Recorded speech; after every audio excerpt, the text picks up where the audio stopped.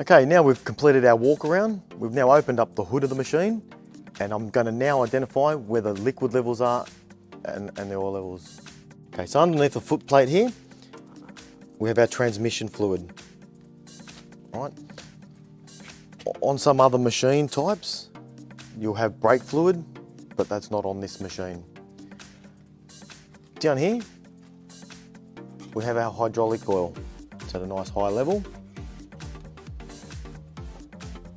Okay, here we have our dust filter. And just over the side of the dust filter here, we have our engine oil.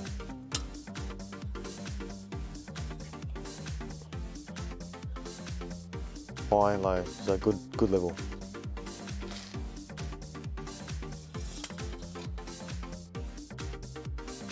This machine also has two water levels.